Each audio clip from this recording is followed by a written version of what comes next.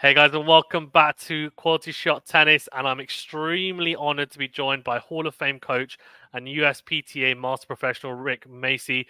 Rick has coached 5 #1 players in Serena Williams, Venus Williams, Maria Sharapova, Jennifer Capriati, and Andy Roddick. And of course, has his academy as well in Florida. And he's the youngest person to be included in the USPTA Hall of Fame. Rick, how you doing? I'm doing great. I just jumped off the court, so I'm a free agent, and I'm yours all afternoon. So we're going to have a lot of fun. How was it on court?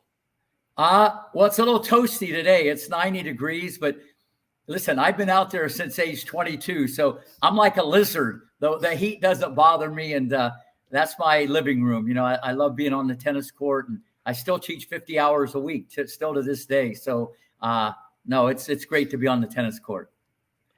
Amazing. I'm hoping we get that weather this weekend here in the UK, where I'm in London.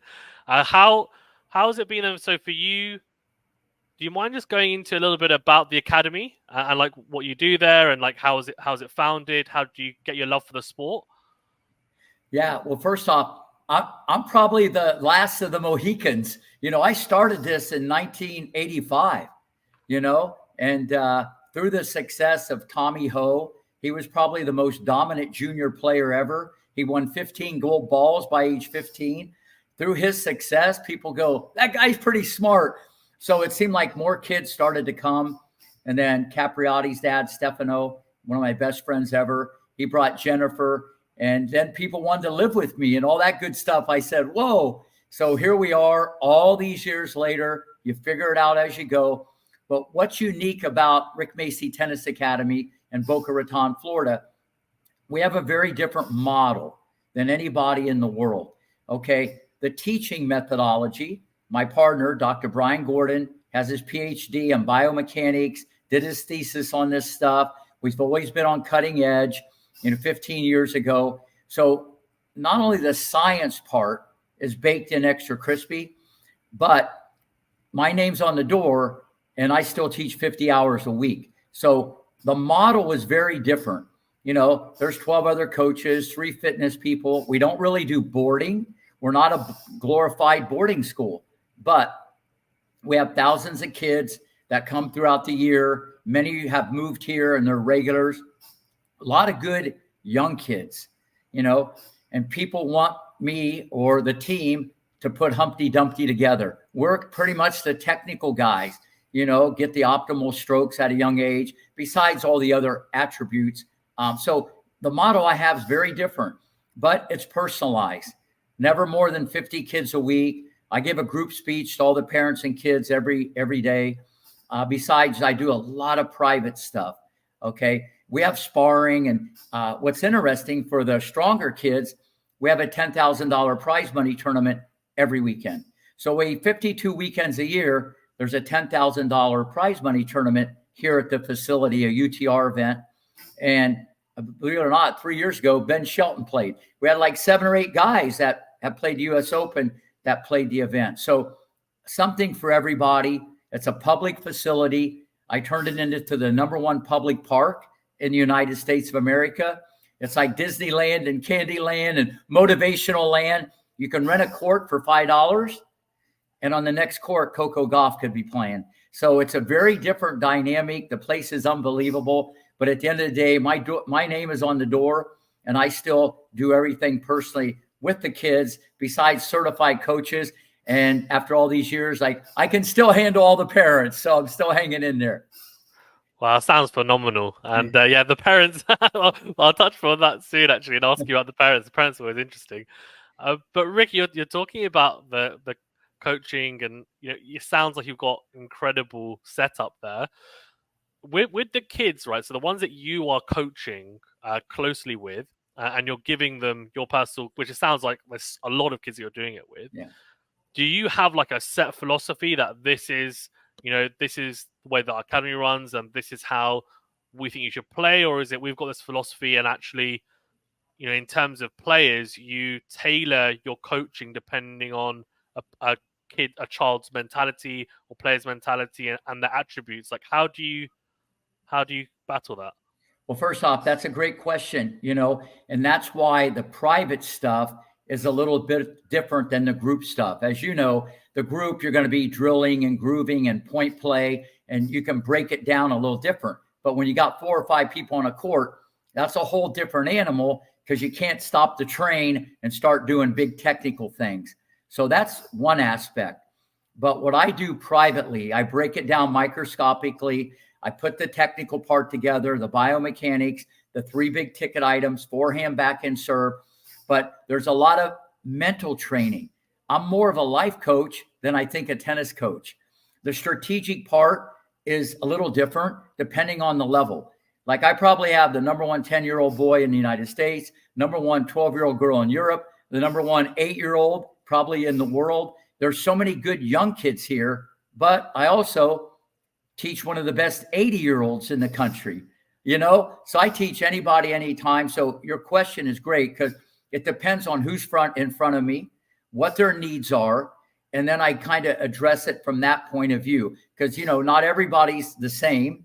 And some people, they want to just be the best they can be. Some of them, I definitely am doing this to be a pro. Some of them just want to get the best college scholarship. Okay. So at the end of the day, it's kind of a smorgasbord or a whole cafeteria of things that I do. I really don't have a set thing. I kind of react accordingly. And then if I see them the next day or whenever, then I react, because it's an ebb and flow. I'm always talking to the kids and the parents of what we got to do. And then I prioritize it. But my philosophy has always been different. I get the cake, I put it in the oven. Okay. Then when it comes out, I put some icing on it. And if they go on the pro tour, someone can put some sprinkles on it. I'd rather build the box than sit in the box. I'm a little different, and I have a vision.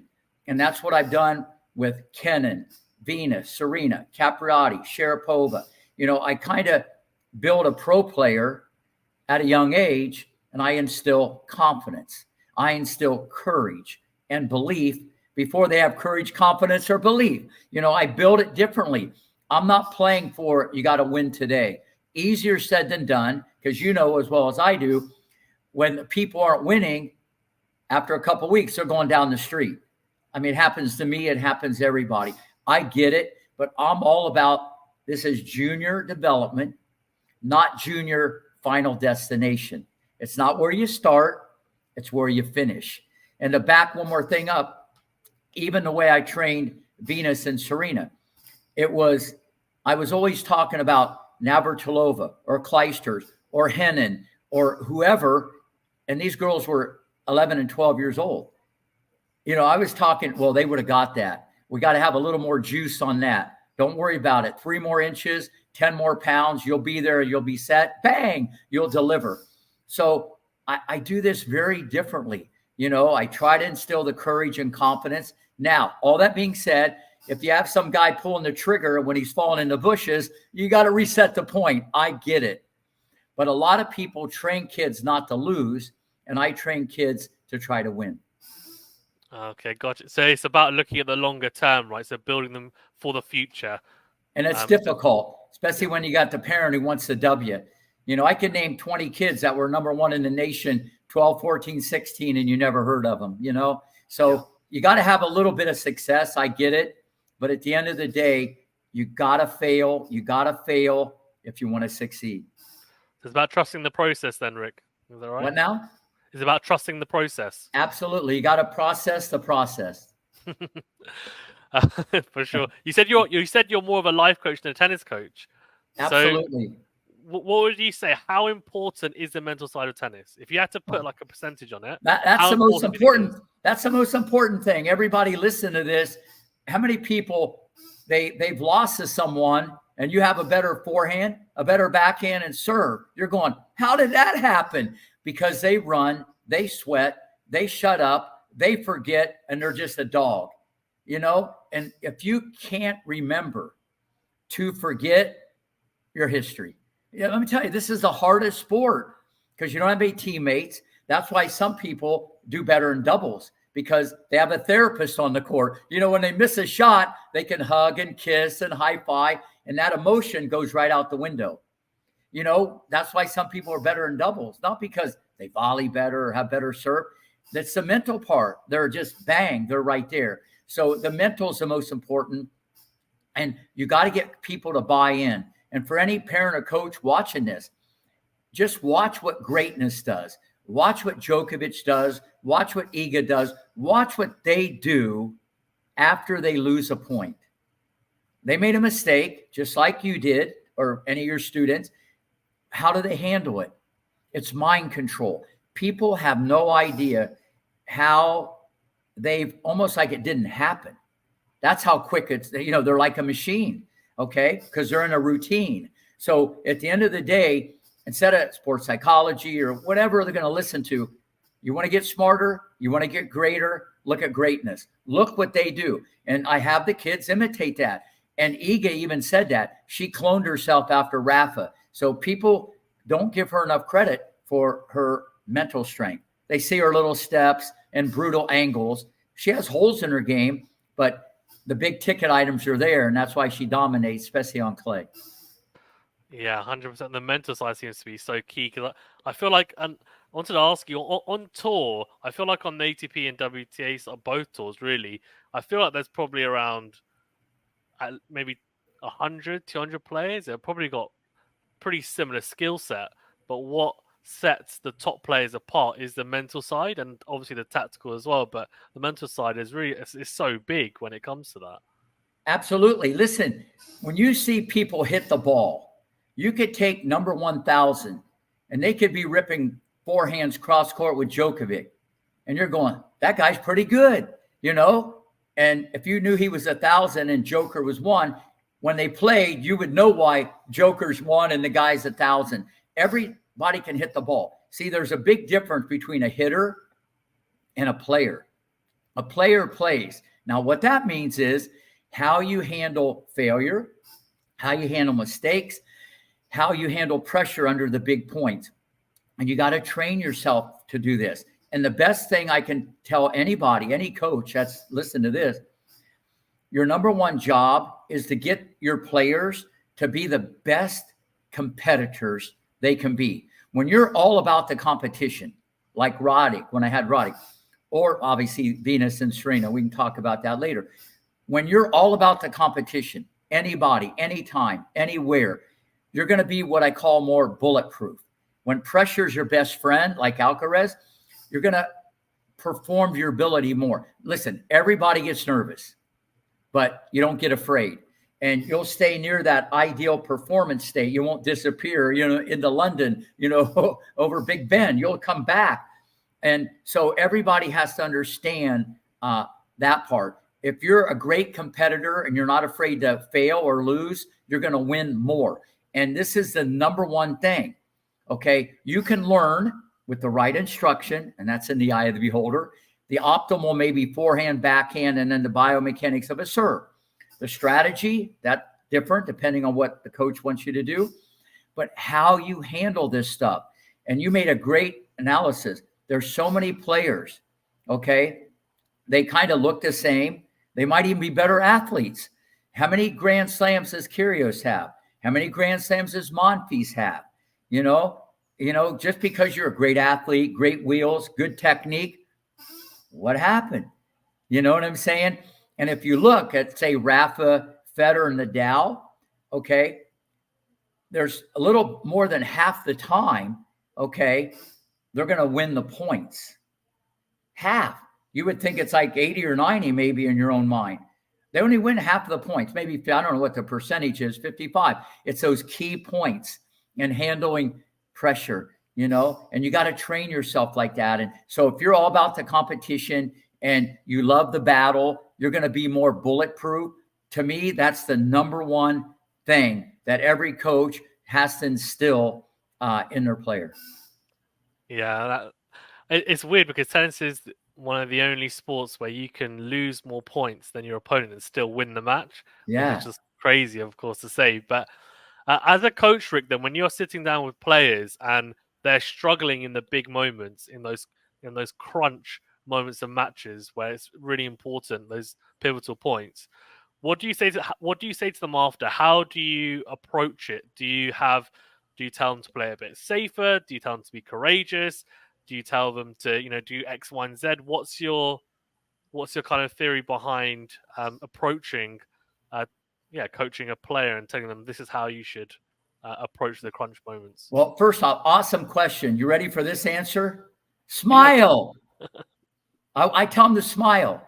See, I'm not going to tell them probably to be more courageous, because if they're nervous, you know what's going to happen. They're going to launch one into the bushes.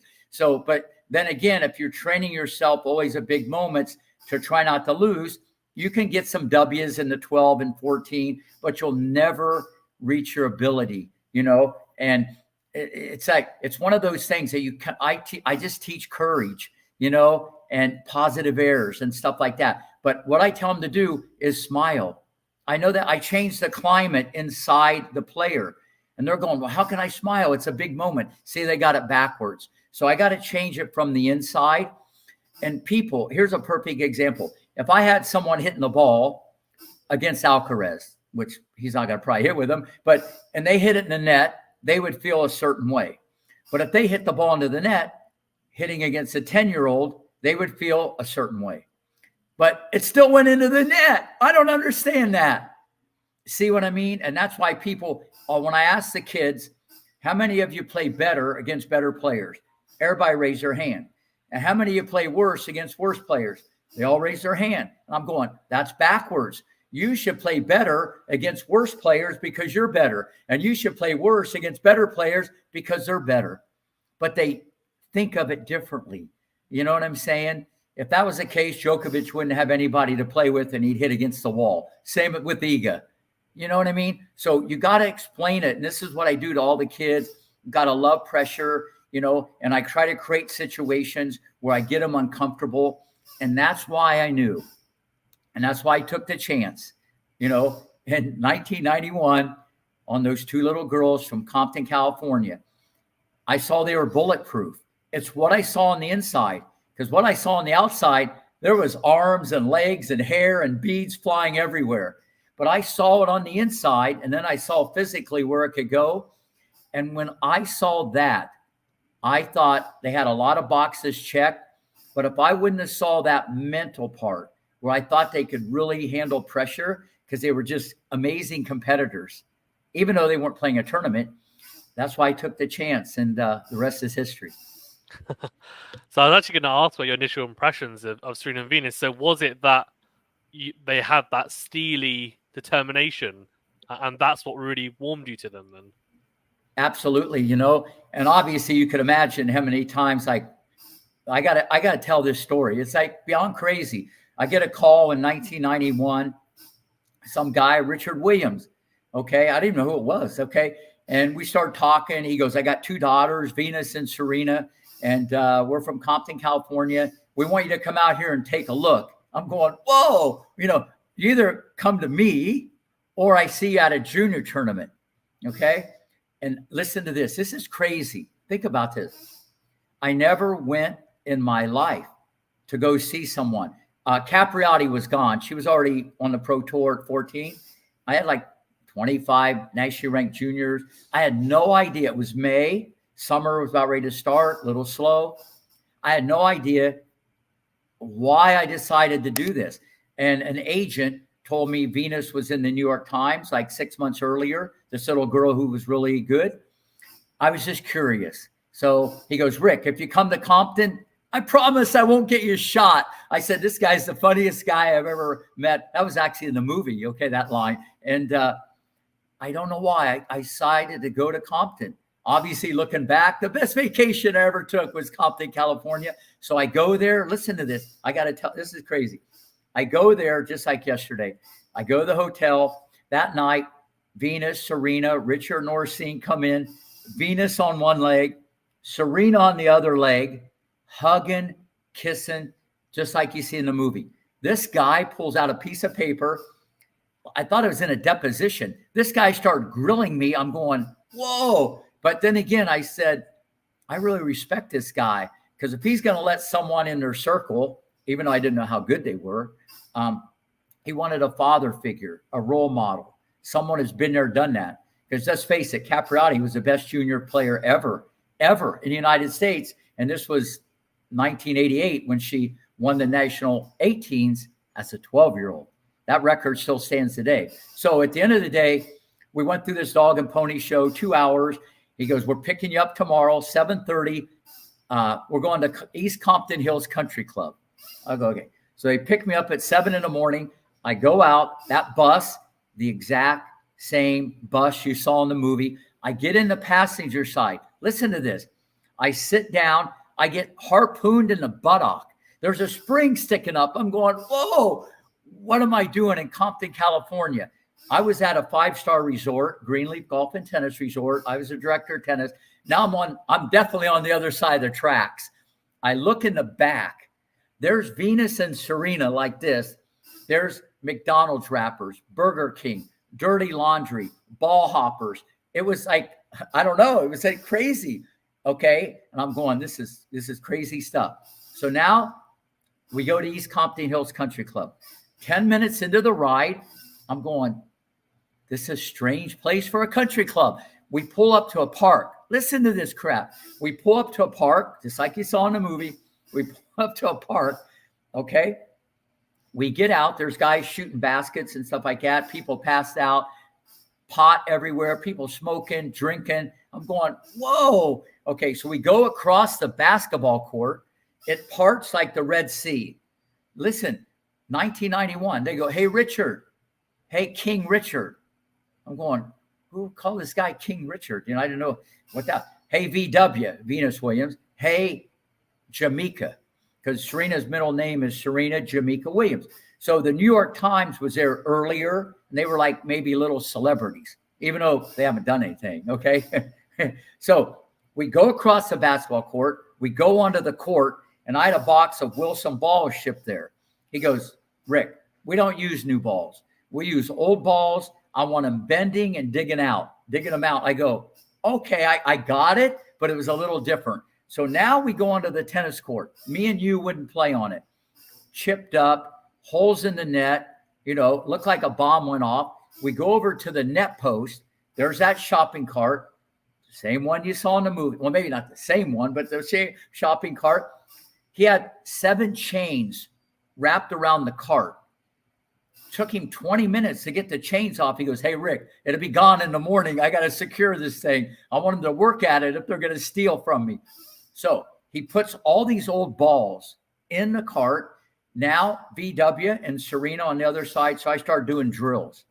Now remember, I'm getting near the end here. Then remember, I had Capriati, Poetry in Motion, racket back in the parking lot, low center of gravity. The ball was on a string. Great fundamentals by the late, great Jimmy Everett, Chrissy's dad. You got to understand, my blueprint for greatness was better than anybody in the world. Now I'm looking at these 2 girls doing drills. It was crazy. Like I said, arms, legs, hair, back foot, tentacles flying everywhere. Serena's looking in the air, waving at a bird. I'm going, whoa. They were okay, but they were top 100 in the nation, which isn't, I see that movie every day. So now that was 1 hour. And I'm going, what in God's name am I doing in Compton, California? I'm serious. I'm going, this is brutal. So now I said, let's play competitive points. It was more about Venus, like you saw in the movie. So me and Serena played points against Venus, okay? The whole landscape changed. This is crazy. And I need everybody to listen to it. It freaked me out. And I never freak out. I'm pretty like, boom. I freaked out. I never saw. Once I said, let's keep score. We're going to play competitive points. I never saw 2 little girls try so hard to get the ball. Venus was like 5'9". Her nose was that far off the ground trying to get a ball. And it wasn't because she was uncoordinated. The ball was 10 feet out. Serena would still be running. I'm going, this is crazy. It was like a race. Like I saw just like, but when we did drills, it was a train wreck.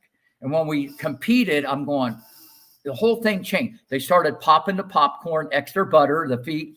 The preparation got better. It wasn't filet mignon, but it wasn't hamburger. I'm going, whoa. Then I started thinking, 6 feet, 160, 5'11", 145. Richard's pretty big guy. I go, it freaked me out. I not only, right then and there, when I saw this rage inside these two little girls, I go, Richard, come here. So he comes over. I go, let me tell you something. It was more about Venus because Serena she was in outer space. She loves it when I say it. So, because she went to outer space at the end of her career. I go, let me tell you something. You got the next female Michael Jordan on your hand. And he puts his arm around me. He goes, no, brother, man. I got the next two. Okay. And then Venus goes out the gate, walks on her hands for 5 feet, does backward cartwheels. I'm going, whoa. And remember, with Serena, she had all the time in the world that I saw. Most coaches won't understand that. And she kind of knew where the ball was going, even though she's little and couldn't get to the ball and she was all over technically. I not only right then and there, and I got all these articles in my office to prove it, and video, did I think they could both be number one in the world? I thought they could transcend the sport, because in the early 90s, if you were big and strong, you weren't nimble. You know, they were going to bring a whole different athlete to pro tennis. Okay. It freaked me out. It really did. I never, and I haven't saw it to this day, even though I have someone now that's kind of in the neighborhood. So the moral of this story is 4 months later, we teamed up, did the contract. It's one thing to say, I think you're good or you're good, but to put hundreds of thousands and millions into something, they could have got hurt. I could have been wrong, even though I knew I wasn't. And it didn't just happen every day. And they were different because they technically wanted to kind of do things your own way. But I want everybody to understand this. You never judge a book by the cover. The cover could be amazing, the book bad. The cover amazing, the book bad. See, when I saw on the outside, I didn't see it. But once I saw them compete, I knew that these two little girls were going to change history. That's an amazing story. Thank you. That's incredible. So you took the chance and they revolutionized tennis. So there you go. The rest is history. Yeah.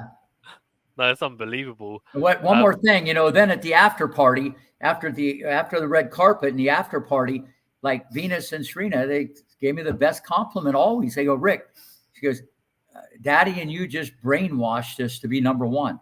I never talked about, like I said earlier, I never talked about other 10, 11, 12, 13, 14-year-olds. It was always about people who were number one, like already on the tour. They would have got that. You got to do this. So it was just a different environment. Now, you got to have the thoroughbred to maybe win the Derby. You can't say that if the kid's not good, because you got to be in the moment. It was always different. You will be number one. You will be number one. You're a better athlete. They looked at things differently. And then obviously I took that athleticism to seek and destroy and play in your face. That's phenomenal. What did you think of Richard when you first met him then? An amazing father. He was on a mission. Once I got to know him, and what I mean by that, once they moved to Greenleaf, okay, he became my best friend ever, simply because even though he was stubborn, and every day he'd get mad, happy, sad, glad, bad, you name it. I mean, he was set in his ways, but at the end of the day, that's one of the things that I do. Listen, to deal with Richard Williams, Yuri Sharapova, Stefano Capriati, okay, all Alex Kennan, you know what I mean? All these people that I've dealt with, because it's usually daddy's little girl, the father protects, I should be in the Hall of Fame just putting up with those guys, but no, I love Richard. And here's why. The most incredible father I ever met. And I say that from the bottom of my heart.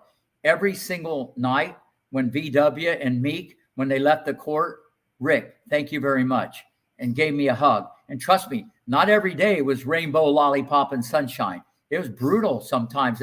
Practice bad. And they brought their books every day to the court. And if it rained, Richard made them go to my office and study. This guy was teaching life lessons every day. And as well as I do, most parents are, and they're not even anywhere near that. I respect him so much as a dad. We would play basketball all the time. We were best friends. It was me and him against the world. You know what I mean? I'm out there saying how great they're going to be. You're going to be better than Capriati. You're going to be number one, you know, and I had the platform, and I'm making them legendary, and they don't even play junior tournaments, you know. I wasn't the flavor of the month either, but it didn't matter. Richard became my best friend. Venus and Serena were like my own daughters. We were like that. And he's just a great guy, but I can deal with anybody. But believe me, some people, if you can't, some of the best coaching I did, and everybody should remember this, is just to keep your mouth shut. That's fair enough. That's fair enough, to be fair. That really is. John Bernthal portrayed you obviously in the movie. So I need to ask you, Rick, how accurate was that portrayal? Was that really you? Well, I don't know. You're getting me right now. Well, let me tell you the first thing. Everything was spot on. The movie was, Will Smith was better than Richard. Everything was so true. I can't even tell you the walk, the talk, the nuances, the subtleties. The only difference was this. Bernthal, okay, who I talked to many times, he had this bushy mustache that was like a shrubbery. Mine was like yours. I had this little piece of astroturf. My daughter's here. She'll attest to that. I had this little piece of astroturf. So the mustache was way off, and I didn't know I was that wired all the time, but people say, yes, you are. Okay. And I've seen the movie obviously 5 or 6 times, and I always see it differently. So it was so spot on. But what I loved about the movie, or the way it came across, it showed how much I cared about the girls, even though I had to put up with Richard, you know what I mean? Because he was very stubborn, and it showed what I cared, how much I cared, but I took a crazy risk. It showed. Well, I think in the past, maybe before the movie, some people that kind of know the story, they kind of had a feel, but it went from kind of Compton to center court. And they didn't realize, without Rick Macci and putting all this financial backing, listen, hitting partners, taekwondo, ballet, my time, 4 hours a day. That's 4 hours I'm not with someone else. You got to understand, they got filet mignon for 4 years, every single day. They were playing against people every day that would beat them 0-0. Their training was crazy. And you know as I do, the cards you're dealt at a young age, those are usually with you forever.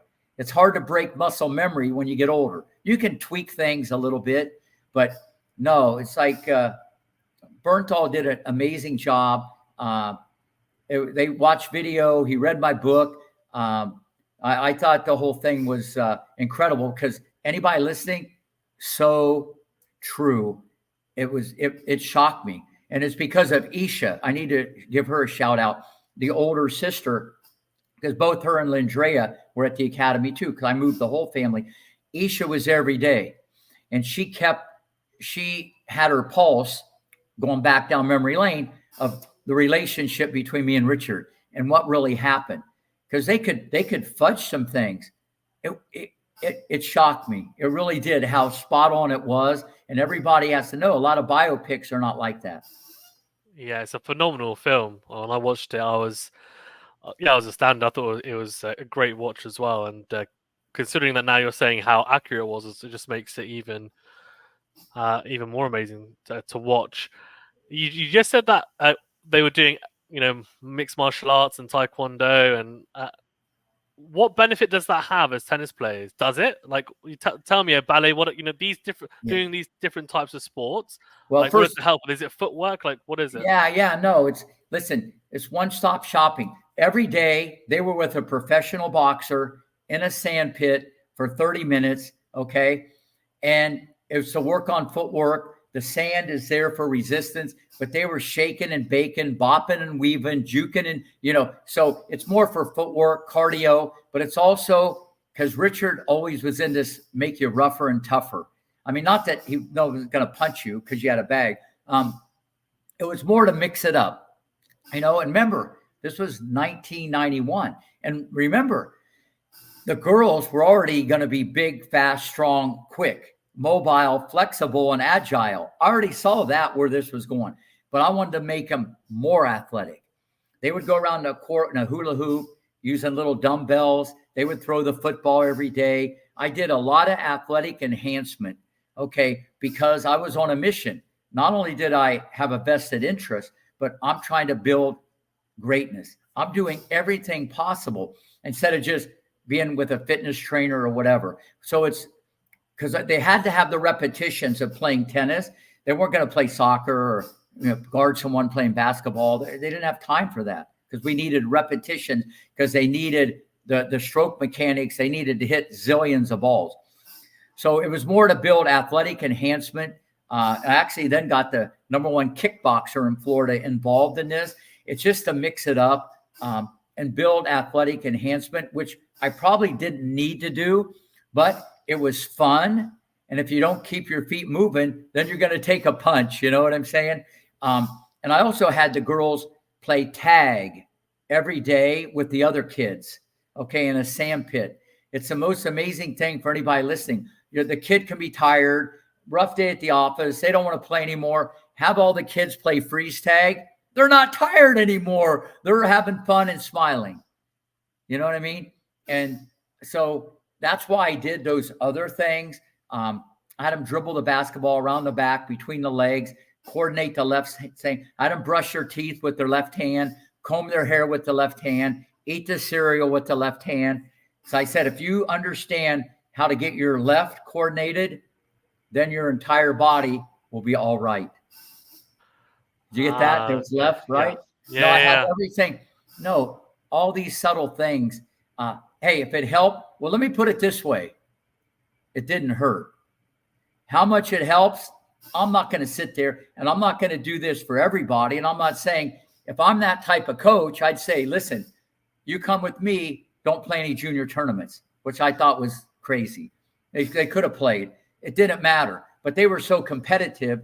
I knew that they didn't need to compete. A lot of people need to learn how to win, as you know, and lose. They were so competitive. There was a piece of chicken on the table. They'd fight for each. They were like so competitive. But some kids need to get better competitive skills. But I did all that athletic enhancement to build a better athlete and to have fun instead of just your normal fitness stuff. Plus, we were on the court a lot, 6 hours a day. They did because they needed repetitions because they need to hit a lot of balls. That's amazing. You obviously got a flavor of being, on tour as a pro coach a little bit with Venus. So I wanted to ask you, you've got your academy and obviously you're coaching mainly in terms of like privately and, junior players. You're going to then, building them for the future. Have you ever been tempted to be on tour with a specific player and like traveling with them? First off, I've had many, many offers through my career, okay, to coach people in the top 10, all right? But here's the way I'm put together, okay? If I'm going to build it, I'd rather carry it all the way to the finish line. And you know as I do, to start at 8, 9, 10 and be there at 20, especially if they get good, you start getting at the back of the line, agents, there's so many things that go involved in this. But I never had those aspirations to go with a guy or a gal, simply because I'm not really a travel coach. I think you're going to help strategically. They're not going to make too many changes technically or biomechanically because the muscle memory is baked in extra crispy. It's hard to reprogram the reflexes when they're on the tour. So you're more like a manager. I don't want to be a travel buddy. I don't want to be part of an entourage. You know what I'm saying? But I know some people want that. Okay. But let's face it. The dirty work, the player is built, okay, from the time they start to the time they go on the tour. It can be enhanced mentally or strategically when you go on the tour. But I just never wanted to do that. But to take a step back, people come from all around the world here. I sleep on my own bed every night. I can hang out and pet my cat if I want to. So it's a little different. I get up every day, open up the park at 5. Now, to help someone out, whether it be Coco Gauff or whoever, from here, that would be different. To be like on a team, I could help anybody big time. But at the end of the day, I just never wanted to do that, because what happens, say you do that and they do good, and then when they do bad, you know what's going to happen? You're toast. Here I am. I still have the same business, amazing model, successful all these years, the model, because I haven't deviated. I just keep making it shinier. So even if I had an opportunity to do that with the top players in the world, I still wouldn't do it. It'd have to be fit into what I do. I can help you because virtual, or I can help in other ways, but to travel, no. That's never really been my cup of tea, because I got to run a business. And if I'm teaching 50 hours a week, you can imagine that drives the engine of the model that I have. Of course, and that makes sense. I wanted to ask, I thought that would be your answer, but it's interesting because obviously you're extremely knowledgeable and you've built an incredible academy, and you've coached all these amazing players. So it was just really something that I wanted to ask and see whether you would ever consider it. But well, let me just elaborate, because I do have an 8-year-old. I know she is the scariest little creature I've ever taught. She took the place of Sophia Kenin. Kenin was the scariest little creature. Vlada, her rancher, she's from Ukraine. I not only coach her, but I represent her. I'm her agent also. So in the future, there could be that dynamic. But this little girl, I tell her about, it's amazing. She has so many boxes checked: the disc-up speed, quickness. It's the best little kid I've ever seen. And if I can't make this little girl number one in the world, I'm telling you, I did a bad job. So the travel part, who knows, where this is going to be 8 years from now or whenever. But you might go back to this podcast. Remember the name Vlada? It's crazy. She has over 200,000 followers on Instagram. The girl is incredible. Okay. And I'm not only changing her game and her strokes, I'm changing someone's life, because they got the heck out of Ukraine 2 years ago.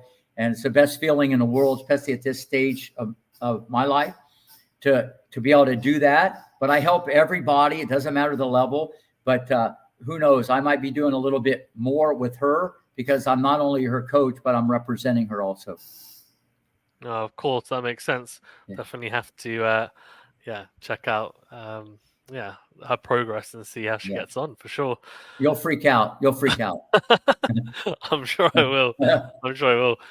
In terms of, like, you're talking about coaching being rewarding, so what's the most rewarding aspect of coaching then? Because is it taking someone who can't hold a racket and then you see them in a couple of years' time and they're playing at X level, or is it taking someone who is already at a high level and like fine-tuning them? What's the most rewarding kind of feeling for you?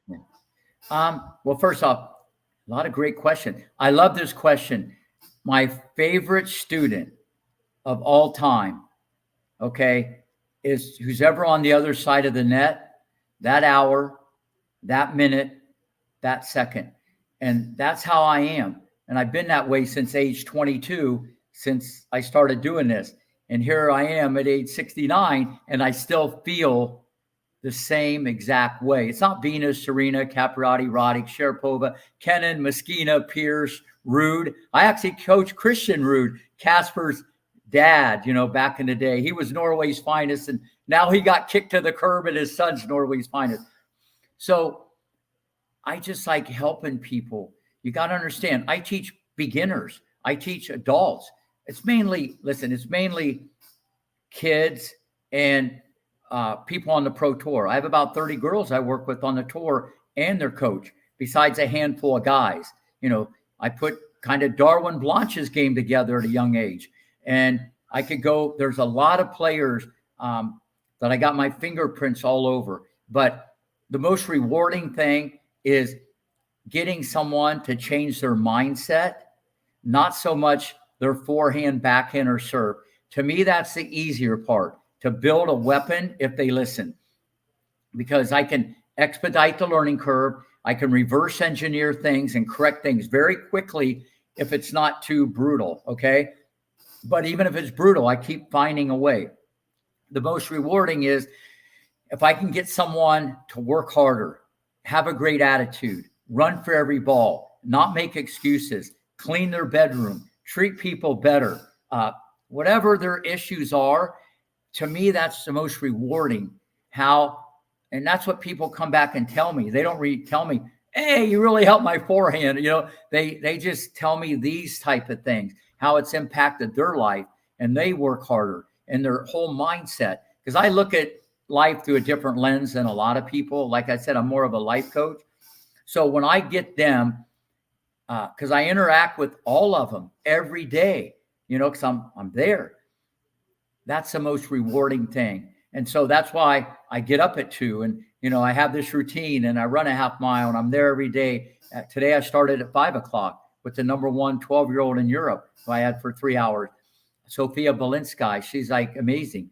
When I can change someone's mindset, okay, that's the most rewarding, because once I get into their head and I have them look at things differently, I can have a bigger impact than their parents, because that's a different voice. You know what I'm saying? And then I have the platform and the pedigree of kind of what I've done, and I just get people to change. They skip from the car to the court where before they were walking. I just get people to change. And that's what I do. I build greatness, but I try to get in people's heads and have them look at things differently. Because once I do that and I get their attitude more positive and different, they're going to be performing under pressure better. Then if I've got a world-class forehand or a backhand or a serve, then I start putting Humpty Dumpty together. Then something good's baking in the oven, because I know I got this. And this is what I do. So that's the most rewarding, is changing someone's attitude. That's very wholesome.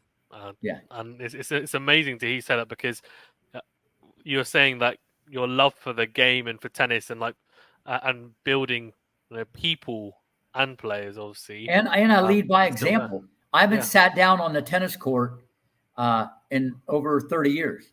I don't sit down, so I lead by example. Okay. But I don't lead by example on purpose. This is just kind of how it is. So all these life lessons these kids can get from me, if they change their attitude. Okay. Because let's face it, there's so much negativity in the world. There's so much craziness around everybody. There's so many influences. And, a lot of parents want their kids just around that. And tennis can be a vehicle, to solve problems and stuff. So to me, that's really my calling. And the fact that I can lead by example and, not just say it, but do it, they're kind of getting the daily double. Yeah, no, for sure. So Rick, with the parents then, how do you deal with the difficult parents? What's your strategy? What's your secret? Well, first off, everybody has to understand that at the end of the day, they're going to go home and eat with the parents when the door closes. You're going this way, they're all going that way. So the only way I've dealt with it, I educate the parents. I try to train them. I let them come on the court. I let them pick up balls. I let them get involved, because they're going to anyways. I'm just telling you how this stuff works.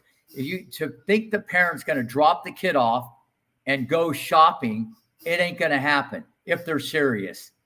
Okay. And I think the parent should be involved. The problem is this, and I need everybody to understand, if Rick Macci can take a deep breath, so can the rest of the world. They're out there telling me eventually how to hit the ATP forehand. And I was one of the first of the Mohicans to explain it and break it down, where it got 4 million views on USPTA. It's crazy, So you got to understand, I could say, you got to be kidding, bro. You're telling, I'm not like that. I disagree, just like I did with Richard. Let them have their way, and then you figure it out. You got to know how to deal with people. I educate the parents as much as the kid. And this is the art of coaching, knowing when to say it, why to say it, how to say it, who to say it to. I knew how to handle Richard, Capriati, Sharapova, Jim Pierce, Alex Kennan. You got to know how to do this stuff. But if you're going to take this approach, my way or the highway, okay, 3 bad losses, they're going down the street, because you can't fire the kid, but you can fire the coach. And that could happen anyways. So you got to have thick skin. You got to communicate with them. You got to agree with them, even if you disagree. And you got to educate them. Let's face it, tennis is one of the most difficult, easiest sports to coach. What I mean is, if you hit it in the net, the parent's going to go, hit it higher. I'm going, all right, that's good advice. Or if it goes out, more topspin. Okay. I mean, you can go, the kid didn't mean to hit it in the net. The kid didn't mean to hit it out. And I say, well, what'd you do at 11? In a nice way. I go, I didn't even play at 11. Oh, they don't understand because they're so in the moment. The coach has to understand the parent means well. They're doing it out of love, and you got to educate them, but you got to do it with kid gloves, because at the end of the day, they'll play defense. And like I said, when the kid starts losing, because everybody wants their kids to play better people, be in better groups, win every tournament, and go undefeated. Listen, your kid's not going to go undefeated. You got to play people worse than you. You got to play people at your level and better, okay? Because the last time I looked, when you enter a tournament, you don't start off in the semifinals. You got to play the hamburgers, the cheeseburgers, the quarter pounders, the Whopper, then you get to the filet mignon. You got to go through that thing. But the parents don't understand it. But the more you educate them, and they can even use me as a sounding board, okay? I want people to, when you have nothing to gain, okay, and your kid wins easily, he's getting mentally stronger. Yeah. So is it about getting the parents to buy into you? Yeah. And that's what I do. I let them. I let them come on the court, pick up, because I learned long ago they're going to do it anyways. Yeah, no, that makes sense, because yeah, I think parents are always an interesting topic, because they'll obviously, especially in tennis, are so heavily invested, especially if they're part of a team or they've coached them before they've come to you as well. Yeah. You talked about Sophia Kenin being, quite explosive, I guess, in how she was. Like, she was clearly kind of left an impression on you. So what was she like to coach when she was younger? One of my favorites of all time. Okay. She was the youngest one I've ever taught. Well, I teach kids this age now. She came to me at 5 years old. I had her till 12. She was number 1 in the nation at 12.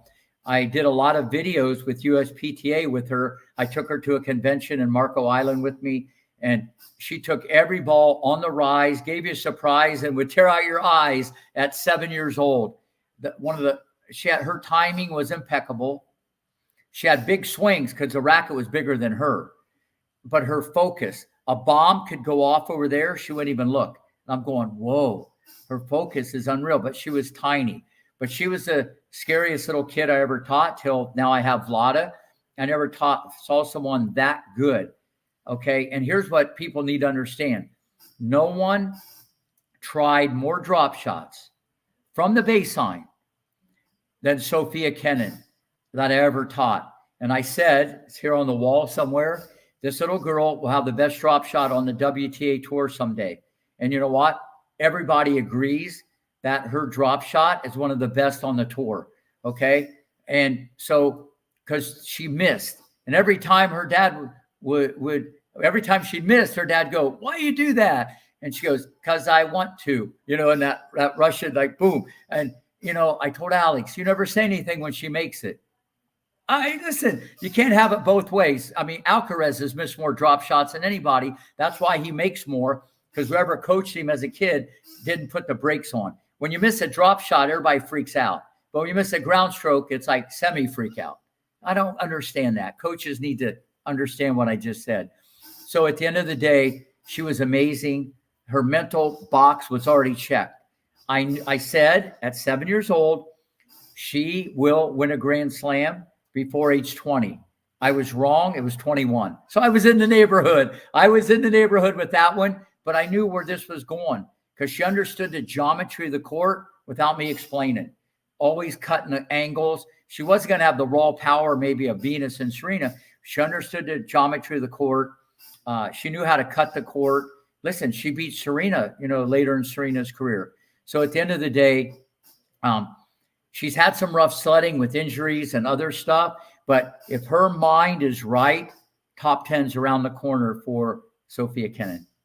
Yeah, 100%. Why do you think she is struggling recently? Because she kind of seems to be back from injury, but she was obviously out for a while and then stopped starting. But what do you think? Yeah, well, there was injuries and some life changes. Your life changes. You have different friends, acquaintances.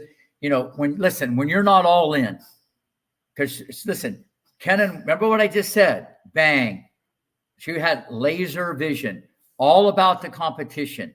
Okay. Everything like Raducanu, everything changes around you. Okay. Different friends. Forget the money part. That's obvious.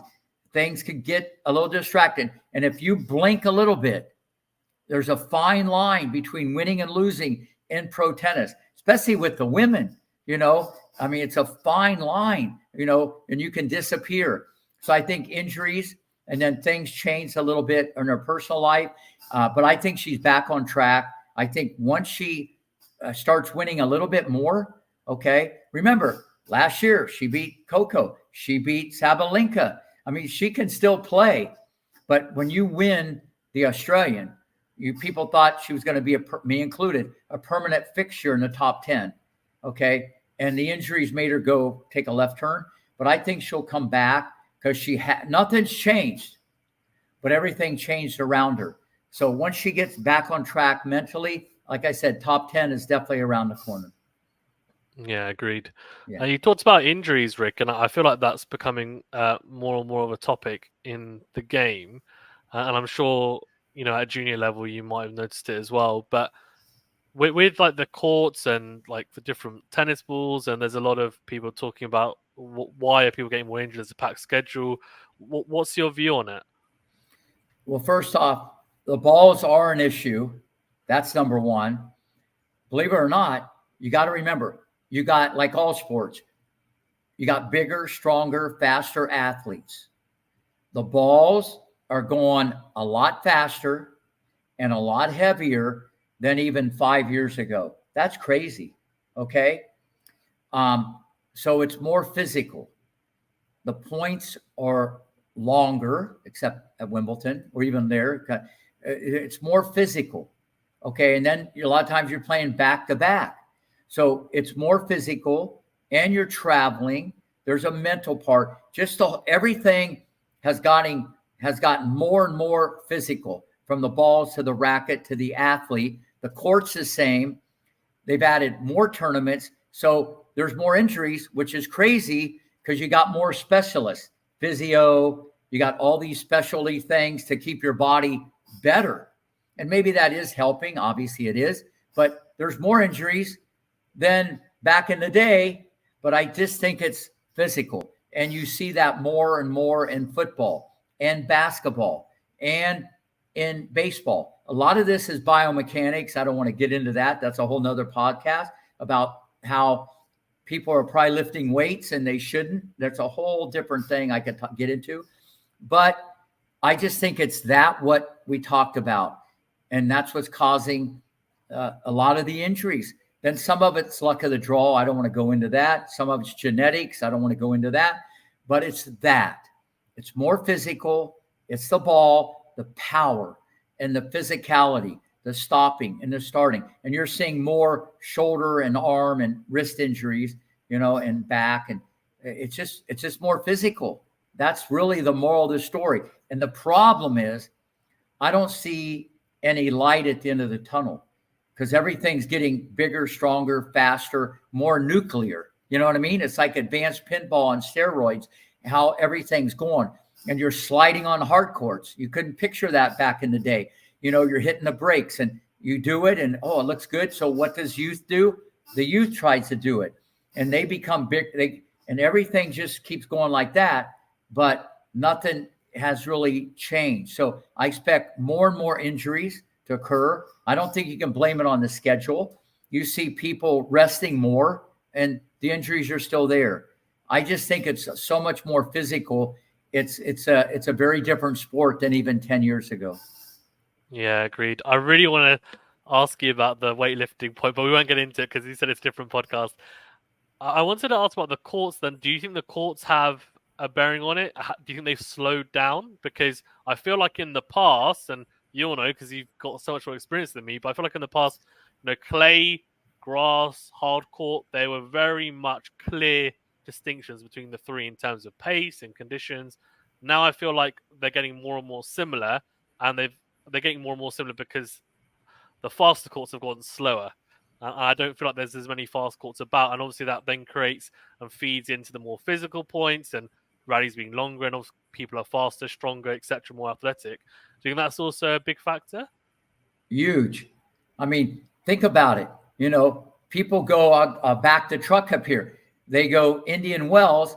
Oh, this court's great for Alcaraz. The ball bounces a little higher. He can grind more, but get the benefits of a hard court, with his firepower, but he can hang around longer and save the day. And you know what I mean? He doesn't get hurt as much if the court was a little quicker. It's maybe then when you went to Miami, it's back to back, the sunshine. So absolutely. And it's more for the fans and TV, longer rallies, more physical, better to watch. No one wants to see one and done or, boom, like back in the day, Wimbledon, the points were very quick. Now they're longer, but it's also the technology, you can hit the ball harder with more spin and it's all that stuff. But the court definitely has a lot to do with it because they've slowed it down and they are more similar. And what that means is more grinding, more longer points, not only on your body, but on your mind. You know what I mean? I mean, there's a lot to go because when you get tired mentally, that can also cause injuries. So there's a lot of cascading effects that kind of come into one. Yeah, for sure. As a coach and a viewer, then, do you prefer it like this, or do you think it would benefit the tour and like the watching experience by having more distinct surfaces? Well, I guess it depends on the player. If I was coaching them at that time, I would probably want this or that or this or that. So to me, it really doesn't matter because the tournament's going to do what they want. And sometimes it changes year to year. You put a little more sand in the court, the ball is going to bounce up more. You know what I'm saying? Or less sand, it's going to be slicker. You cut the grass different, in your neck of the woods. This changes a lot. And then the ball, it can fuzz up a little more or a little less. There all these things going. But to me, it really doesn't matter because it is what it is, and you got to deal with it. When you start getting into all these things, well, I don't like this ball, then it's going to become mental, especially if you're losing. You start complaining about the court. You got to remember, it's the same on both sides. The ball's the same on both sides. So that's a slippery slope. And I don't like anybody ever to make excuses. Your job description, all the coaches out there tell the players, it's simple. Run, sweat, and shut up. And it's maybe not in that order, okay, for some kids. That's your job description. Don't get into that other stuff. That's fair. You're talking about one and done in quick points and someone who obviously was able to do that with his big booming serve was Andy Roddick. How was it like coaching him? And I actually read a while ago a really good article where you talked about his forehand and how he had an extreme Western grip forehand, and you thought about tweaking it and changing it when he was younger, and you didn't. You stopped yourself to actually know I'm going to keep it how it is. But how come you did that as well? I just wanted to get a gauge of what it was like coaching him and his style. Yeah, first off, probably one of the greatest competitors I ever had. This guy was so feisty. He was like a mosquito. This guy would never leave me alone. Every time he lost, he would say, "Can I play him again? Can I play him again?" But as a coach, you like that. You want to come back for more. But I actually had his older brother, John, who was an All-American at Georgia, number 2. He got to finals, Australian Open Junior. great player, but had a back injury. He would have played on the Pro Tour. But Andy was the youngest of three. Their oldest, Lawrence, was a very high-level diver, and John was a great player. But Andy was a great competitor. He was a little pipsqueak at 12, wiry. But here's the forehand. When he took it back, remember, this was 1992. He took the racket back, and he kind of had the elbow elevated, where most people would go kind of like that. He kind of was nudging someone with the elbow back, like you see all the time now. And I'm going, this is different. And I actually tried to change it. So I'm going, whoa. But he led with the elbow. And then after I watched this for a while, the racket would stay on this side of the body. And when he did it, the racket flipped. And I'm going, wait, his racket's going faster and it's shorter. I'm going, but I thought he was using his wrist. I couldn't see it at the time. Obviously, I was much younger then. And I just said, wow, this thing's a weapon. But his grip was under a little bit. I moved it about that much to make it a little cleaner because he was way under. But I had no doubt his forehand would be nuclear. There's no doubt, because his contact point never deviated and the racket flipped and went faster on this side of the body. He had kind of the ATP forehand before people started talking about modern tennis and stuff like that. You know, I know Sampras had the elbow back. Lendl kind of did this. He kind of had the elbow even higher. But what it does, it keeps a racket on the hitting side. This acts like a brace. Takes a few more milliseconds to do it, but the racket flips down and back into the slot, and it goes faster. So I knew his forehand was going to be amazing. And the racket just accelerated without him trying to accelerate it. Yeah, it's so interesting. Amazing. One of my all-time favorites. Listen, I love Andy Roddick, just because his thirst, I can say this, his thirst for competition was like no other.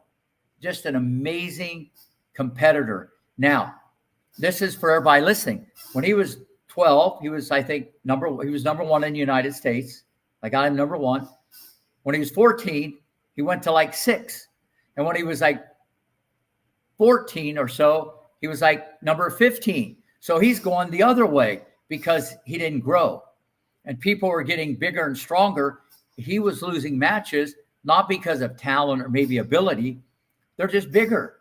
So people have to understand, it's not where you start, where you finish. Then he grew 7 inches, gained 20 pounds. His forehand went atomic bomb. His serve became just like a missile. And then he wins Junior Wimbledon at 18 or 17. And 2 years later, he wins US Open. Just because he had unreal competitiveness, the mental box check, brutal competitor, very few bad losses on the Pro Tour. I knew he wasn't going to be Sampras or Agassi, but I thought he'd be in the Courier neighborhood where he could grab 1, 2, or 3 Grand Slams. But he was in an era with Rafa, Federer, Nadal, Murray. I mean, there's some rough hombres there. So I knew he wasn't going to do that. But he beat all those guys, and he had a great serve, great forehand, but people don't give him enough credit. Unreal competitor. Very few bad losses. Andy Roddick, one of my all-time favorites, just because he's a great role model of how he competes. Yeah, he's a phenomenal competitor. Unreal. Yeah, and all-time serve for sure. I mean, unbelievable player. The last player I wanted to ask you about, and then we can dive into a bit of the Roland Garros if you want, was Jennifer Capriati, because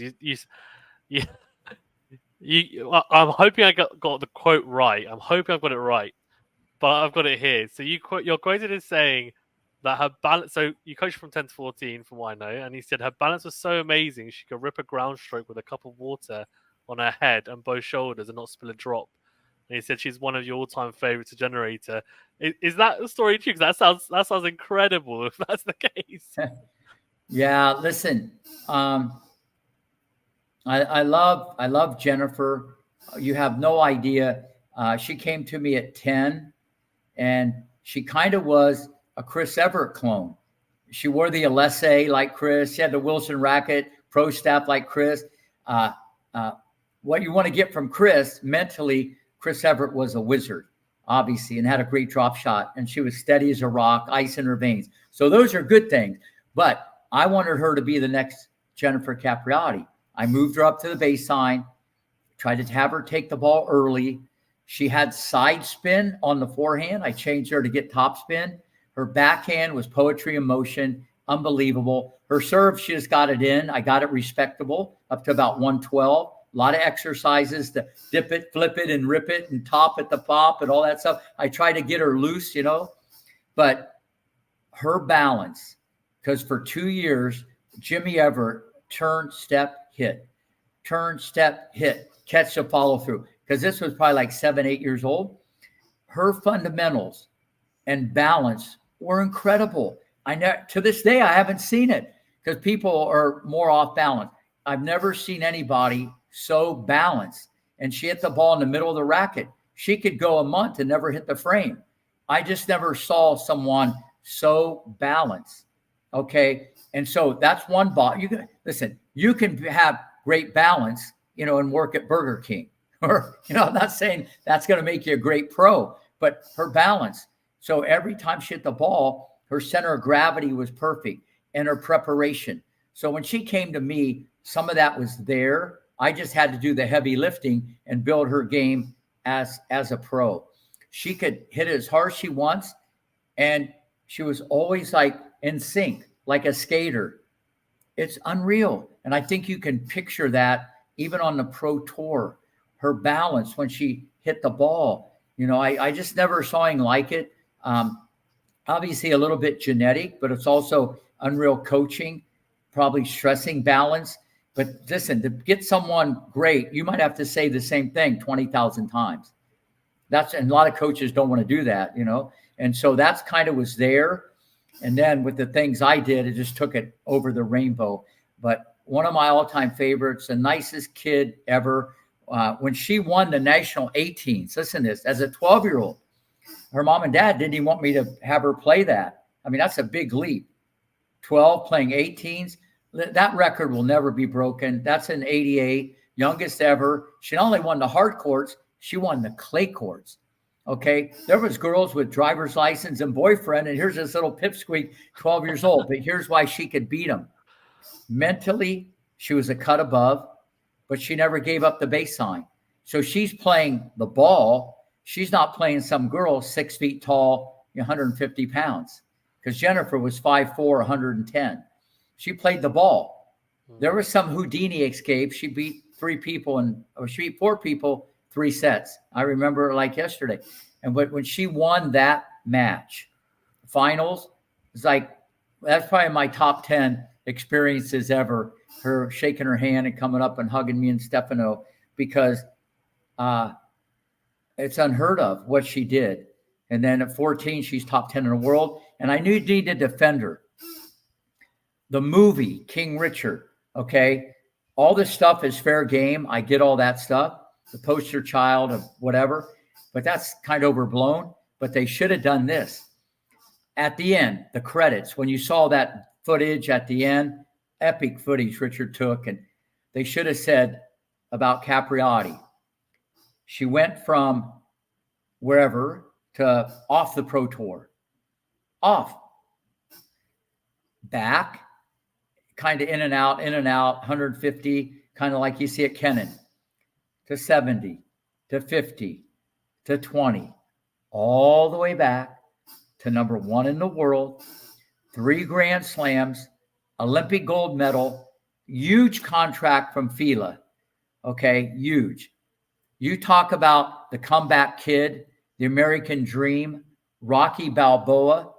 Okay, and I'm even talking to some people about a docuseries about Jennifer. People don't understand. It's one thing to be amazing and then disappear. But it's to be amazing, disappear, and come back. That's good. But to come back to number 1 and beat Hingis, Kleisters, all these people, and win 3 Grand Slams and be number 1 in the world. People forget, or a lot of people don't even know that. That's the American dream. That's what people want, the comeback kid. That's why I love the generator. She's always was very sensitive. The media they made her the poster child, which was unfortunate because people would rather report on negative stuff, but they should report on that.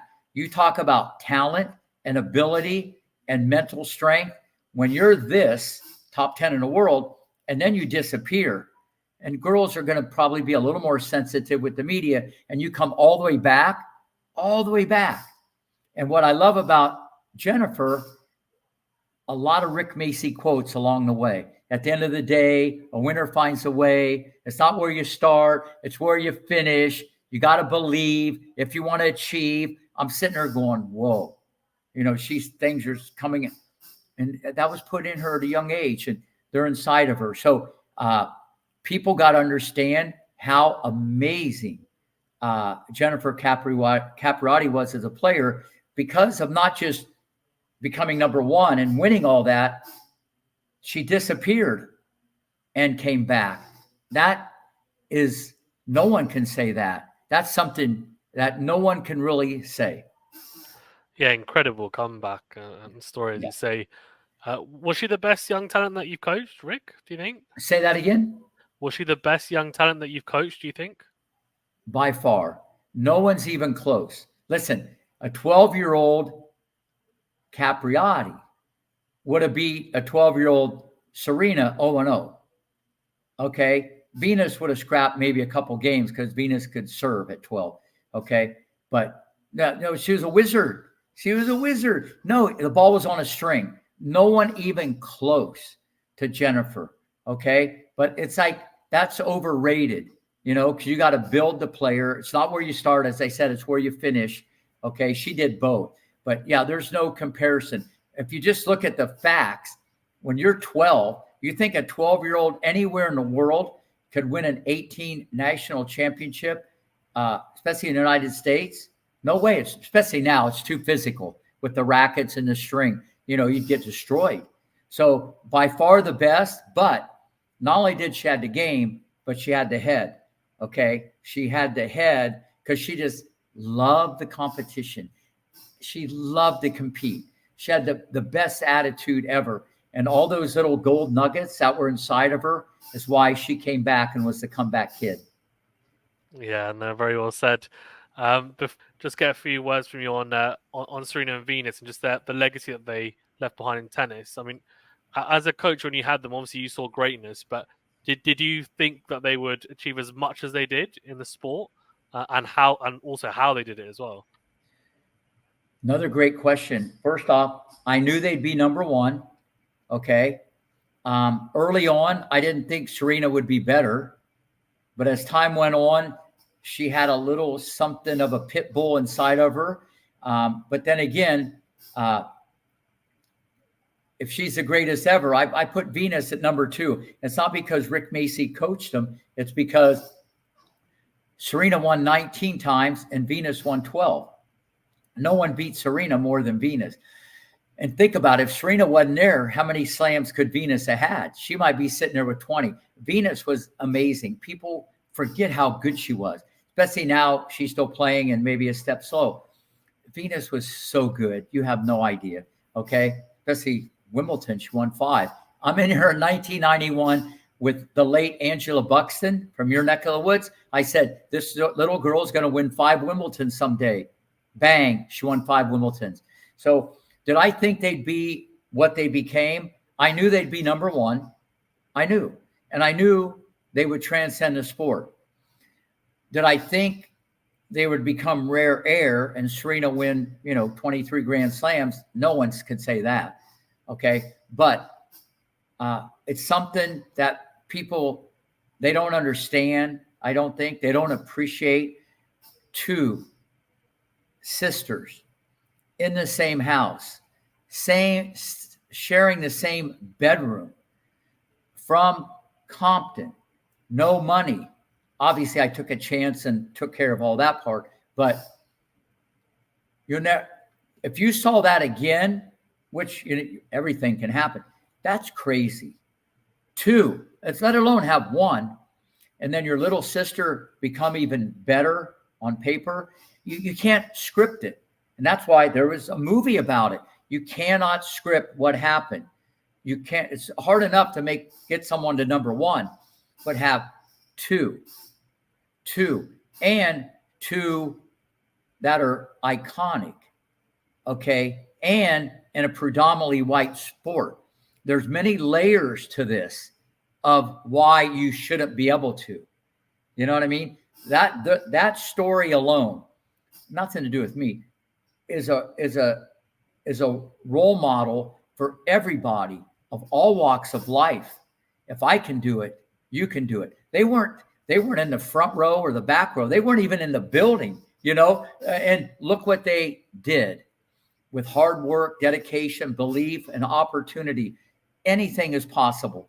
People should understand that. Whether you want to be a doctor, you want to do this, or if anybody tells you no, that should motivate you to be on the go, because this is what stops a lot of people, you know, and the power of belief. You got to believe in yourself, because there's going to be problems. There's going to be failure. People are going to say no. You're going to fail. You're going to be sad. You're going to be mad. You're going to be depressed. Opportunity.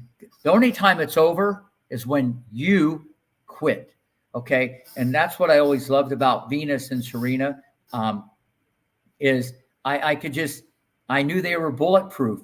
And if someone has that, I can put the rest together, and then good things are going to be happening. Well said, Rick, for sure. Incredible legacy that they've left behind. Venus is still playing, as you said. So we'll see when she eventually hangs it up. But yeah, hopefully she'll be at Wimbledon. Will be amazing. And on another note, there's something in the oven. We're still talking, but doing this docuseries, The Phenom Maker, with Venus and Serena. So there could be something in the oven for next year, and that would be a lot of fun if we do this together. It could be amazing. Just behind the scenes look about all these young players and the sacrifices and everything that has to be done. And if it happens, it's going to be amazing, because I'd be doing it alongside Venus and Serena and a production company. So that could be a lot of fun. We're on third base. It's not a definite, but I thought I'd share that with you. So stay tuned, and maybe next year that's going to be a reality. Oh, amazing. That would be phenomenal to see that. So yeah, fingers crossed that happens.